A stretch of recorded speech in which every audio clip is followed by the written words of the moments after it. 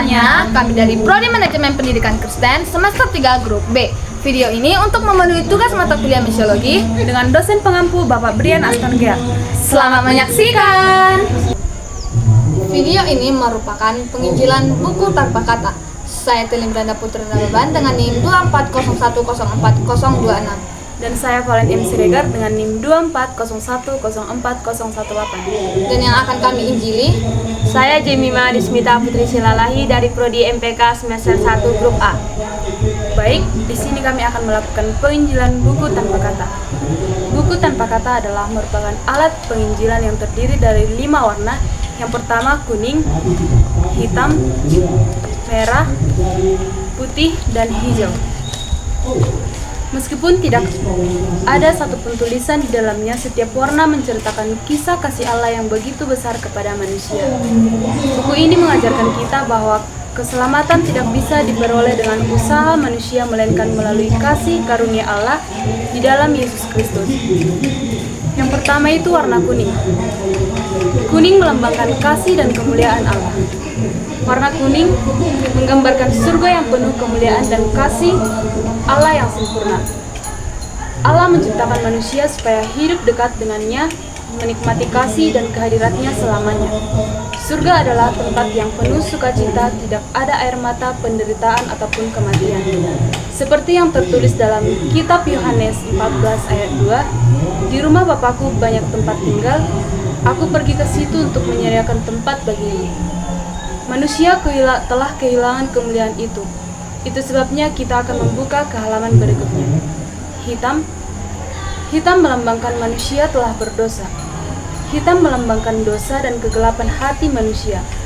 Sejak Adam dan Hawa jatuh ke dalam dosa, hubungan manusia dengan Allah telah rusak.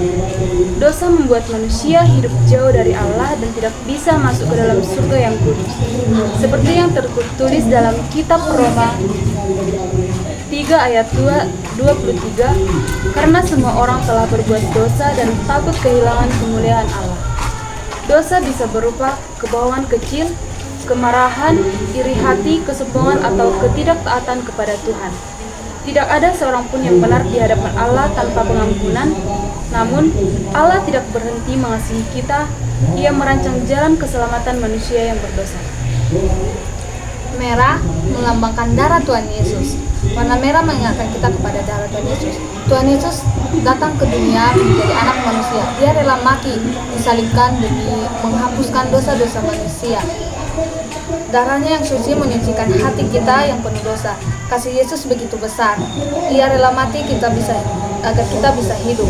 Seperti yang tertulis dalam 1 Yohanes 1 ayat 7. Darah Yesus, anaknya itu menyucikan kita dari segala dosa. Kalau kita percaya kepada Yesus, maka hati kita akan diperbaharui. Itu digambarkan dalam halaman warna putih. Putih menandakan kesucian, hati yang bersih. Ketika kita mengaku dosa dan menerima Yesus, Ia menghapus segala kesalahan kita. Sekarang kita tidak lagi hidup dalam kegelapan, melainkan dalam terang kasih Allah. Kita menjadi anak-anak Tuhan yang baru, seperti yang tertulis dalam Yesaya 1 ayat 18. Jika dosamu merah seperti kirmizi, akan menjadi putih seperti salju. Hati yang sudah disucikan oleh Yesus harus terus dijaga agar tetap bersih dan bertumbuh, dan ditunjukkan oleh warna yang terakhir, yaitu hijau, pertumbuhan rohani. Setelah diselamatkan, kita perlu bertumbuh di dalam iman, seperti tanaman yang terus disiram dan dirawat. Kita bertumbuh dengan cara berdoa setiap hari, membaca firman Tuhan, ikut ibadah, melayani dan bersaksi kepada orang lain, seperti tertulis di dalam 2 Petrus 3 ayat 18. Bertumbuhlah dalam kasih karunia dan dalam pengenalan akan Tuhan Yesus Kristus. Semakin kita mengenal Yesus, semakin hidup kita berbuah dan menjadi berkat bagi orang lain. Sekian dari hasil penginjilan kami. Terima kasih.